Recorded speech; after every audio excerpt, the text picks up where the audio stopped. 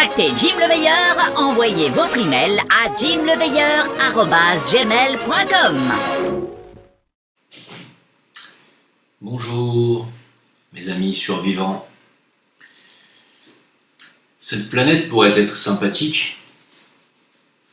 Il y a des beaux endroits, il y a des belles choses, il y a même des humains sympas. Il y a des animaux extraordinaires, des plantes, des fleurs sublimes. Ça pourrait être joli s'il n'y avait pas autant de salopards pour nous ruiner notre joie de vivre. Alors évidemment, c'est une réflexion assez émotionnelle ce que je suis en train de faire. Certes, comme je l'ai déjà dit, les forces de l'ombre ont un rôle à jouer. Alors pour certains, quand je dis forces de l'ombre, ça leur parle pas. Quand je leur dis sataniste, ça leur parle pas. Allez, on va dire les gens intéressés par l'argent, ça vous va? Je vais résumer à ça, hein, parce que sinon, il faut essayer d'être assez vulgarisateur, il en faut pour tout le monde. Je vais rentrer dans le vif du sujet direct, parce que vous allez voir qu'il y a de quoi encore vomir son gervita dans cette vidéo. D'abord, primo, Bill Gates divorce. Ah merde, alors vous allez me dire, non, tu vas pas commencer avec des trucs... Si. Écoutez bien pourquoi. Écoutez bien pourquoi, parce que je vais rentrer directement dans l'art. Donc, on nous dit, c'est con, ouais, c'est dommage, tout ça. Donc alors, Bill Gates divorcerait. Bill Gates divorcerait, et puis bon, évidemment, il y a eu un buzz sur Internet, un buzz qui a dit Melinda Gates, donc, Melinda Gates, elle aurait déclaré « Je divorce de mon mari parce que il est en train de préparer donc, un grand poison à travers le vaccin pour détruire les Africains. Et donc, il prépare une somme de 200 milliards de dollars pour donner aux dirigeants africains afin de permettre la circulation du vaccin. » C'est une fake news, paraît-il, un hoax. Melinda n'a jamais dit ça, et ce n'est pas du tout pour ça qu'elle divorce de Bill. Mais on est heureux de l'apprendre, figure-toi, Melinda, parce que si tu avais un mari aussi pourri et que tu serais resté avec pendant autant de temps, c'est que tu es comme lui. Ne nous prends pas pour des cons. Hein. Par contre, elle a quand même dit, enfin, c'est pas elle qui le dit, c'est une source proche de Bill and Melinda Gates Foundation, explique à 20 minutes, 20 minutes, vous savez que c'est un média d'information. Elle explique qu'elle n'a jamais tenu ses propos et que le couple, par contre, fait régulièrement l'objet d'un tox au sujet de la vaccination. Ah ouais, ils n'ont pas de bol. Ah oui, ils ont été poursuivis par le gouvernement hindou, des Indes, donc, pour homicide, je crois.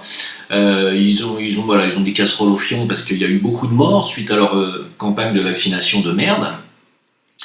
Mais donc, elle a dit, leur fondation, qui opère notamment dans le domaine de la santé, finance des programmes de vaccination dans le monde. Elle a dit, alors on est quand même des gens bien. Hein. Elle a dit, y compris en Afrique. Hein, et on finance aussi des projets de recherche au sujet de la vaccination. Hein. Voilà. Donc ça, hein, on n'est pas des gens méchants. Hein, elle a dit comme ça. On va y revenir, Melinda. Elle a le front blanc. Elle a surtout pas de QI, Melinda. Sacrée Melinda, ou elle n'a pas de QI, ou elle n'a pas d'honneur, ou de toute façon dans ce milieu-là, je pense que l'honneur, c'est pas quelque chose qui les étouffe. Hein. C'est pas un truc qui... Non. Alors, écoutez bien. Je vais faire parler un jeune homme qui nous vient du continent en question, du continent africain. Est-ce que les Africains servent de cobayes, comme l'aurait voulu le docteur, comment il s'appelle ce docteur? Jean-Paul Mira, vous savez, le chef de service de médecine intensive de l'hôpital Cochin. On lui a demandé s'il ne faudrait pas faire des expérimentations vaccinales sur le peuple africain. Il a dit, bah ouais, ça serait génial, hein, ouais. Oh, quand même, c'est vraiment un monstre, hein. Comme si les Blancs et l'humanité étaient capables de faire ça sur une population ciblée, pourquoi pas, africaine, allez-y, n'importe quoi, tu sais, genre le délire, comme si il y avait une partie de l'humanité qui était capable de sacrifier une autre partie, comme si les Blancs allaient attaquer les Noirs, enfin c'est n'importe quoi. Bon, allez, une fois que vous allez arrêter d'écouter les connards qu'il y a dans votre entourage pour vous dire qu'il n'y a pas de complot mondial, vous allez pouvoir écouter cette personne. Je vous laisse donc avec lui quelques minutes. Vaccin. Et vous savez quoi? Ce qui est drôle, ces vaccins, Ceux qui meurent, ce n'est pas les garçons, ce sont beaucoup plus les filles. Donc c'est le sexe féminin qui a été touché. Ce sont les enfants filles qui décèdent après avoir été vaccinés. Ça, ce sont le fait de 2019 dont je vous parle de 2020 qui se passe maintenant sur le sol africain. Arrêtez les peuples africains de vous dire qu'il y a un vaccin contre le coronavirus, on veut le tester en Afrique. Il n'existe pas un vaccin contre le coronavirus et s'il en existait un, ça devait d'abord concerner la France, la Belgique, l'Italie, les États-Unis. Mais il existe un vaccin qui est en train de tuer, est en train d'être expérimenté aujourd'hui en Afrique, ça s'appelle le vaccin de GSK. Ces vaccins, comme nous l'avons dit, violent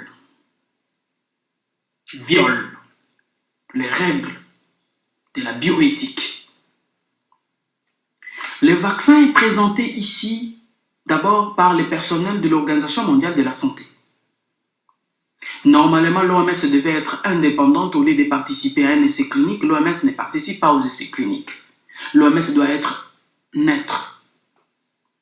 Vous avez suivi les gens qui regardent les propositions que nous avons faites par rapport à l'Artemisia, vous regardez comment est-ce que l'OMS a pris des positions contre moi et contre mes recherches et qui continuent jusqu'à aujourd'hui et ne voulait pas être participé, mais l'OMS s'implique. C'est l'OMS même qui fait les essais cliniques. Quelle est la relation entre l'OMS, Gavi, GSK et la fondation Bill, Melinda et Bill Gates? Point d'interrogation. Ce sont ces problèmes-là. Nous ne sommes pas... Je suis un scientifique et je ne suis pas anti-vaccin. C'est ce problème-là que les Africains doutent aujourd'hui de l'efficacité des vaccins parce que c'est vous qui les voulez. Ce n'est pas nous, les scientifiques africains. Ce n'est pas la communauté africaine. Le vaccin, il est bon. Le vaccin, il est bon dans sa conception logique et scientifique. Mais lorsque maintenant vous le transformez à une arme biologique, ça devient trop dangereux pour notre communauté et nous devons défendre notre communauté. Les vaccins de GSK violent l'éthique internationale, comme je viens de vous dire, parce qu'il est présenté sous forme d'une campagne de vaccination de routine. Vous savez, ici je vous ai dit que ce sont les nourrissons et les enfants. Les nourrissons et les enfants. Ça veut dire que quelqu'un qui vient de naître en Afrique, aujourd'hui, dans ces 3 pays dont je vous ai cité, il reçoit un vaccin. Mais c'est le vaccin qui va les cheminer, en fait, des vaccins qui va les tuer. Et surtout si cet enfant a encore une fille, elle meurt tout de suite. Dans un essai clinique, les gens doivent consentir. On appelle ça un consentement éclairé. Ces vaccins, comme il est incorporé dans le programme de vaccination de routine, ça veut dire qu'il n'est plus considéré comme un essai clinique. Ça veut dire qu'il a déjà prouvé son efficacité, alors qu'on est en train de chercher son efficacité. Son efficacité n'est pas encore prouvée. Sa violation du protocole clinique. Il n'y a pas de consentement éclairé. Deuxième chose, lorsque nous connaissons un peu ce qui se passe sur le continent africain, nous n'avons pas d'infrastructure de surveillance post-vaccinale. L'Afrique n'a pas d'infrastructure post-vaccinale. L'Afrique n'a pas de comité de scientifiques indépendants qui suivent les gens ou les malades qui ont été vaccinés comme ça s'est fait en Europe ou dans d'autres continents ou en Amérique ou en Asie. Il n'existe pas de scientifiques aujourd'hui qui ont des comités indépendants qui doivent suivre les enfants qui ont été vaccinés, même si nous avons les chiffres officiels de nos ministères de santé et des organismes comme la Gavi, qui est financé par Bill et Melinda Gates, la fondation Gates. Personne, ce n'est pas un secret pour personne. C'est aujourd'hui, les vaccins, c'est dans le main de Bill Gates. Nous n'avons pas de structure de financement. Nous n'avons pas de structure d'infrastructure de surveillance. Ça s'appelle la pharmacovigilance. Nous n'avons pas les systèmes de pharmacovigilance en Afrique. Ça veut dire que tous nos enfants qui sont vaccinés, même s'ils ont eu des cas de méningite, même s'ils ont eu des cas de malaria cérébrale, même si ces enfants décèdent, personne ne va les dédommager. Ce sont les cobayes qui meurent comme nous tuons les souris ou les cobayes au laboratoire. Quel crime! Qui va défendre ces enfants? Communauté africaine, réveillez-vous. Diaspora, réveillez-vous. Citoyens africains, réveillez-vous. Scientifiques africains indépendants, réveillez-vous. Réveillez-vous. Nos enfants sont en train d'être tués par ces vaccins. Je veux me référer à un cas.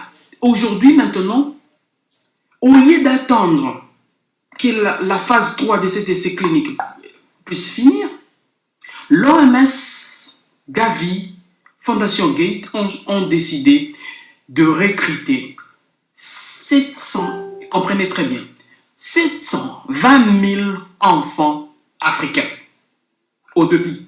C'était pendant 4 ans pour qu'on observe si ce vaccin est efficace ou pas. Mais l'OMS, Gavi ont demandé que ça soit réduit, donc c'est 2 ans. Ça veut dire qu'on est en train de raccourcir même les effets secondaires. Parce que ce qui va arriver après, ils vont dire que non, ce n'était pas nous, c'était autre chose. Nous avons déjà clôturé notre étude. Nous avons déjà clôturé notre essai clinique. Violation de droit international. Ça vous va? 720 000 enfants seront donc réquisitionnés selon ce monsieur, et donc seront réquisitionnés pour faire l'objet d'essais cliniques, non pas en 4 ans pour vérifier les effets secondaires, non pas en 4 ans, mais en 2 ans, ce qui bien entendu viole toutes les règles de la bioéthique. Voilà. Est-ce que j'ai besoin d'en rajouter? Je pense que si vous avez suivi mes vidéos déjà et ma chaîne depuis un certain temps, j'avais déjà mis un article d'une personne qui travaillait pour les services secrets anglais, je crois, ou américains, je ne sais plus, qui disait qu'ils avaient déjà volontairement inoculé le sida déjà en Afrique, hein, sous ordre. Est-ce que j'ai besoin d'en rajouter? A-t-on besoin d'en rajouter? Je veux dire, c'est comme Maxwell Qualité Plus, ça n'est pas la peine d'en rajouter, je pense que... Voilà, alors est-ce que Jacques Brel, rien à voir, est-ce que Bill Gates, pardon, excusez-moi, je suis le confinement, est-ce que Bill Gates est un monstre après tout? Bon, je pense qu'il y a pire que lui, hein, il y a pire que lui. Alors, par exemple, bon, on va parler juste 2 minutes de Karine Lacombe, puisque vous savez que Karine Lacombe a été choisie par le gouvernement pour remplacer en crédibilité le professeur Raoult. Le professeur Raoult qui nous propose un remède. Est-ce que j'ai besoin d'y revenir? Aujourd'hui, vous avez toutes les preuves, tous les médecins qui montent au créneau pour dire que oui, effectivement, ce protocole est vieux, mais qu'il fonctionne très bien, et que c'est ce protocole qui fonctionne, et rien d'autre. Beaucoup de témoignages du monde entier, aussi bien de Chine que de l'autre côté de l'Atlantique, pour nous dire que ce protocole fonctionne. Point final, c'est-à-dire hydroxychloroquine ou chloroquine, hydroxychloroquine ou chloroquine, en association avec l'azithromax, enfin c'est cette molécule antibiotique. Voilà, point. Ça fonctionne. Mais en France, on est encore au point de vous dire, non, on fait des essais cliniques. Hein. Les essais cliniques, ça fait des années que le professeur Raoult, qui est le number 1 dans le monde de vaccinologie, le numéro 1 dans le monde, si lui vous dit que ça fait des années qu'il a fait déjà ces enquêtes et que ça marche, et que tout le monde entier teste déjà ce protocole, et que ça guérit les gens, pourquoi le gouvernement français vous dit « Non mais attendez, nous on va quand même faire une contre-expertise ». C'est vachement le moment de faire des contre-expertises. On n'est pas du tout dans un cas d'urgence là. C'est-à-dire que là, alors je vous parle, ça y est, l'Italie maintenant c'est bon, les Italiens peuvent acheter de la chloroquine maintenant en pharmacie, ça y est, mais la France non. Ah non, on fait des... On attend d'abord que les gens meurent, on leur donne du placebo, parce que quand ils font des expérimentations, ils donnent de la chloroquine avec la Zipromax, et sur d'autres gens qui signent une décharge, c'est comme ça que ça se passe en ce moment, hein. Ils signent une décharge comme quoi on va leur donner un truc, de l'eau quoi. Et les mecs signent une décharge. On leur dit voilà, on va vous donner un placebo, voilà. Et donc, ils donnent à la moitié la chloroquine et à l'autre moitié un placebo. C'est-à-dire qu'ils regardent comme ça. Alors, lequel va mourir le plus vite? Qu'est-ce qu'on fait, Christophe? On fait une partie de bolotte, on fait un poker, on fait quoi par cette année? Cette année, il lui répond, il disait ouais, tout va bien, il n'y a pas de problème pour le pastaga, on attend qu'il crève. Hein. Voilà. Et donc, celui qui va mourir le plus vite, et là, ils se disent ah, alors là, effectivement, nous avons essayé la chloroquine sur les patients qui étaient déjà en phase terminale, il semblerait que la chloroquine soit inefficace. Oui, parce que le professeur Raoult, bande de glands, vous a dit que ça fonctionne si on la donne en début de symptômes. Que sur des cas aigus et déjà trop avancés, ça ne marche plus. D'ailleurs, entre parenthèses, un patient qui est déjà en phase très avancée, qui doit rentrer pour se faire intuber en hôpital, c'est plus le problème, le virus le problème, c'est la surinfection. C'est-à-dire qu'en fait, en réalité, le patient meurt de ces réactions immunitaires qui fabriquent énormément d'anticorps, énormément de défense, et c'est justement ce qui le noie, en fait. Hein. Et donc la chloroquine, dans ces cas-là, n'est plus efficace, et l'antibiotique lui-même n'est plus efficace non plus. Alors vous allez me dire, mais pourquoi ? Pourquoi font-ils ça ? Pourquoi ce sont des criminels ? Car ils le font exprès. Ne me dites pas qu'ils ne le font pas exprès. Ou alors c'est que vraiment, vous avez mangé trop de Gervita dans votre vie. Non mais, pour ceux qui ne voient pas le rapport, il faut suivre ma chaîne. Le Gervita, c'est la nourriture de ceux qui ont perdu la raison, si vous voulez. C'est ceux qui avalent tout ce qu'on leur donne à bouffer.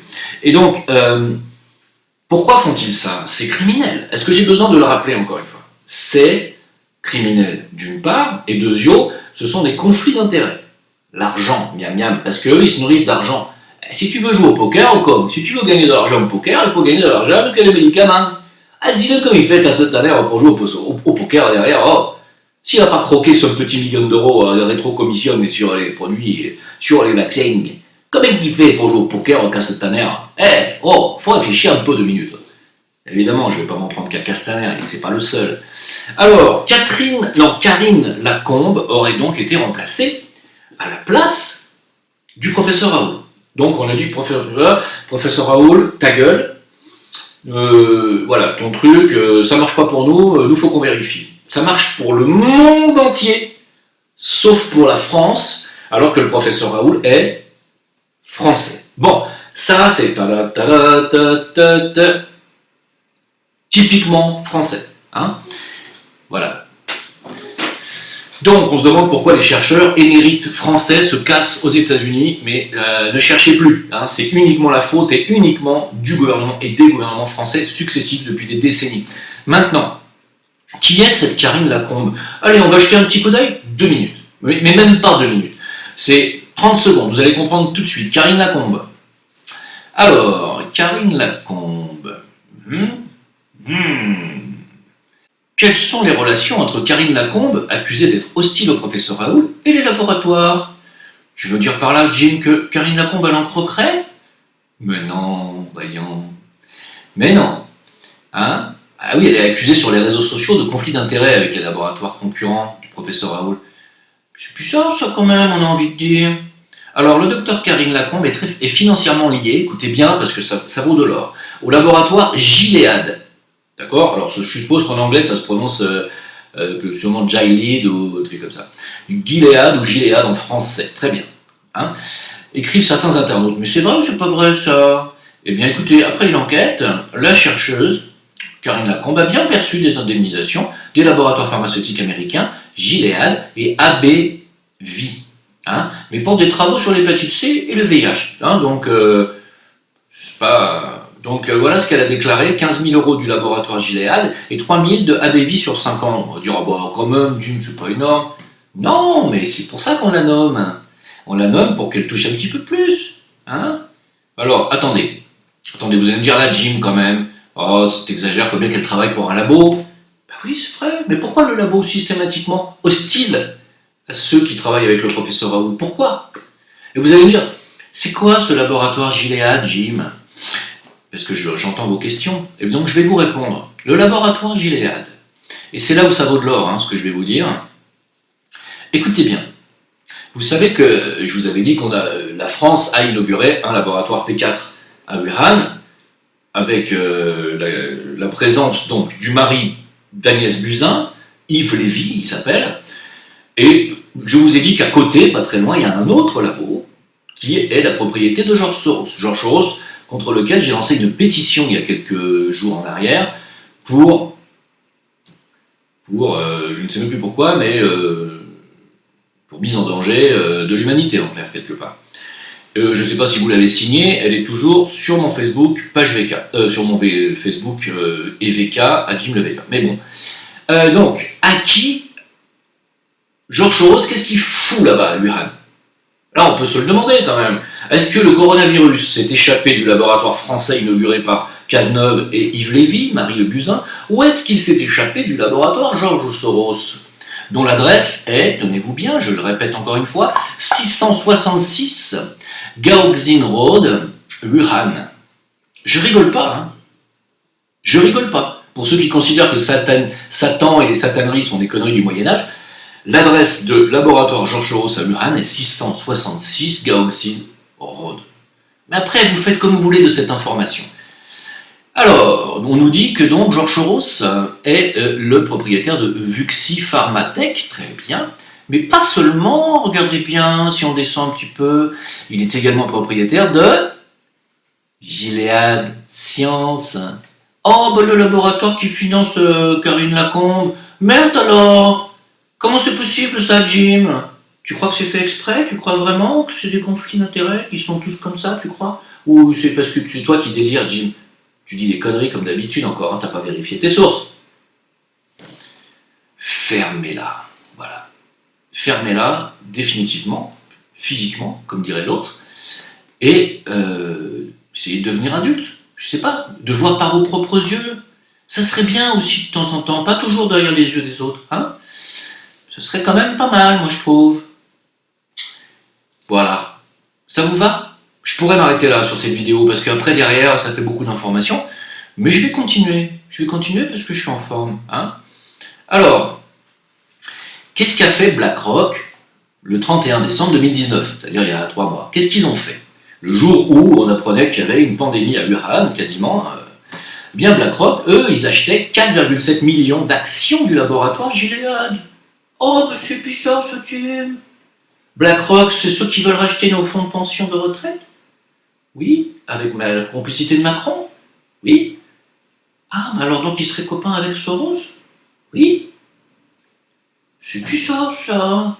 Et puis, Pierre Jovanovic, que je salue, nous apprend que si BFM TV tape autant sur la gueule au professeur Raoul, et le gouvernement tout entier d'ailleurs, ben, c'est parce que Drahi, le groupe Drahi BFM, a les mêmes actionnaires que le laboratoire qui voulait vendre le vaccin super cher. Tu sais, le vaccin qu'on va vous mettre dans la peau bientôt pour le coronavirus. C'est bizarre quand même, Jim, ça encore. Allez, ferme-la. Voilà. C'est beau quand même la Suisse, hein. Je dis la Suisse parce que je sais plus ce qu'il nous reste dans ce monde. En tout cas, le Maroc, c'est mieux que la Suisse, je pense. Alors, on nous dit 600 militaires infectés en France. 600 militaires français sont infectés. La police tombe comme des mouches, nous a-t-on appris il y a quelques jours en arrière. Le syndicat Vigie, le syndicat de police, hein, Vigie, porte plainte, oh merde, contre Édouard Philippe, Casse-Tanner et Nunez, pour mise en danger de la vie d'autrui. Tiens, c'est étrange ça. Déconnez? Non, c'est bien le syndicat de police qui porte plainte contre son gouvernement, je rigole pas. Hein? Pendant ce temps-là, on m'a dit sur ma vidéo, vous savez, où j'ai fait un flash pour dire qu'il y a eu un décret qui laisse soulager plus rapidement les personnes âgées qui souffriraient d'insuffisance respiratoire. On m'a dit, dis donc, t'es pas une flèche, toi, hein. Tu préfères que les gens agonisent? Non, je préfère pas que les gens agonisent. Je préfère qu'ils demandent eux-mêmes la fin de leur calvaire, et non pas qu'on leur impose. Parce que ça s'appelle un meurtre quand on tue quelqu'un sans son consentement. Si cette personne demande à ce qu'on achève ses souffrances, je trouve ça très bien qu'on y accède.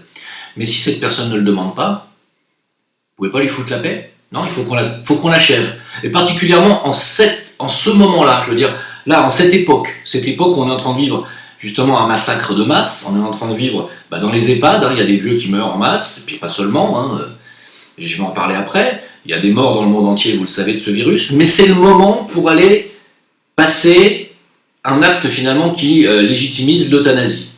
D'accord, c'est le moment. Très bien, on en reparlera. Pendant ce temps-là, vous savez qu'il y a une usine française qui fabriquait des masques et puis elle est en liquidation judiciaire. Au lieu de la réouvrir sur un décret pour ouvrir en urgence cette usine qui fonctionnerait très rapidement et qui pourrait fabriquer 1 million de masques, je crois, par jour, on en aurait donc quasiment tous assez rapidement. Eh bien, figurez-vous qu'il y a aussi une usine française qui également fabrique l'oxygène pour les hôpitaux. Elle est aussi fermée, dis donc. Merci les gouvernements français successifs d'avoir détruit littéralement notre fleuron de la santé publique française. Bravo, bravo, super beau résultat, beau bilan, hein, que ce soit, mais tous, il n'y en a pas un pour relever l'autre, tous, vous êtes des enfoirés, voilà, il n'y a pas, de toute façon, il y en a qui vont finir, parmi vous j'espère, hein, il y en a qui vont finir à la Bastille, voilà, j'espère. Il y en a qui m'ont dit ouais quand la crise du corona sera passée on va les juger. Sauf que non, ça va jamais passer cette histoire. Donc on n'aura jamais l'occasion de les juger, c'est ça le problème. Parce qu'après la crise du corona, il y a la crise bancaire qui arrive. Alors, figurez-vous que la police a ordre de laisser faire les racailles, de laisser faire les gangs s'entretuer en France. Oui. Il y a eu une bataille à la machette hier à Marseille entre gangs pendant le confinement. Non, on les laisse faire parce que sinon ils vont mettre le feu. On n'a pas envie, ils vont aller piller les supermarchés, on veut pas qu'ils pillent les supermarchés. Ah tiens, c'est marrant, ça rappelle ce que Jim avait dit il y a quelques mois. Les racailles vont monter, piller les supermarchés. Parce que vous croyez que le jour où ils n'ont plus rien à bouffer, vous croyez que c'est parce que vous les avez laissés faire et vous les avez pas emmerdés pendant le confinement qu'ils vont pas aller piller les supermarchés? Vous êtes cons à ce point-là, hein? En Seine-Saint-Denis, donc, le département le plus pauvre de France, d'où je suis né, que je connais très bien, donc, Seine-Saint-Denis, qui est le département où on laisse faire tout le monde, donc toutes les racailles et tous les gangs de cité, puisqu'il y en a, plus 63% d'augmentation du coronavirus, le record français, dis donc. C'est bizarre ça. Il n'y aurait pas une volonté de laisser crever les gens dans les cités, non? Je sais pas. Je pense que on se fout bien de votre gueule, je pense, moi personnellement. Hein. Alors, puisqu'on parle de pénurie, regardez aux États-Unis comment ça se passe les pénuries. Des queues interminables de caddies pour essayer de rentrer dans une grande surface. Des queues interminables de caddies pour essayer de rentrer dans la grande surface et pour essayer de prendre quelques courses. Pendant ce temps-là, moi, hier, je vais vous dire un truc, j'ai été faire mes courses à Carrefour, ici, parce que j'ai un Carrefour à 200 mètres de chez moi, en plein centre-ville. Dans le Carrefour, on devait être à peu près une trentaine, même pas, de personnes. Du poisson sur les étages, de la viande dans la boucherie. Écoutez, tous les stocks étaient remplis, aucun problème. Dans les rayons, tout était plein. On a pu acheter du Jarvita et des chips. Non, aucune pénurie de rien du tout et aucune panique. J'ai même pas fait la queue à la caisse. Les gens se baladent tranquillement, avec prudence bien sûr, en respectant les règles de confinement ici, sans aucun problème. On est sorti avec des masques, parce qu'on a des masques, figurez-vous. Et je ne vois pas où est le souci ici. En tout cas, je ne vois pas de pénurie arriver. Alors que quand on va aux États-Unis, et bientôt en Europe, hein, ne rêvez pas, je pense que j'y vois là le signe vraiment de l'écroulement de l'Occident. Hein, voilà. Et de la résurgence du continent africain. Si bien sûr ils ne viennent pas nous foutre de force une vaccination, qui viennent nous tuer tous les uns derrière les autres, ça c'est un autre sujet. 6266 détenus ont été libérés, dites donc, en France. Bah oui, ils ont dit, non mais plutôt que de leur donner de la chloroquine à 12 € avec l'azithromycine, à 12 € le traitement, c'est mieux de les mettre dehors. Ouais, parce que sinon ils risquent de mourir en prison. Hein. Oui mais madame, ils sont déjà condamnés, vous savez, ce sont des meurtriers et des voleurs, la plupart des violeurs. Oui, non, mais vaut mieux les laisser sortir. Surtout les meurtriers, si possible, et les violeurs. Hein. Les voleurs, bon, on les a, nous, au gouvernement. Non, on va laisser sortir les meurtriers, les violeurs en priorité. Hein. Allez, voilà, parce que c'est mieux. Parce que c'est mieux, si on veut mettre le pays à feu et à sang, il vaut mieux les laisser sortir, plutôt que de leur donner un petit traitement à 12 €. Parce que 12 € x 6266, c'est pas bzef. Hein. On doit être à 72 000, on doit être à combien ça fait? Oui, il doit y avoir à peu près 75 000 € de traitement, c'est ça, peu de choses près. 75 000 € à débloquer pour donner de la chloroquine, de l'azithromycine à ces détenus. Non, on préfère les laisser sortir, c'est mieux pour la sécurité, c'est mieux pour la sécurité nationale. Hein? Allez, salut, bande de fous.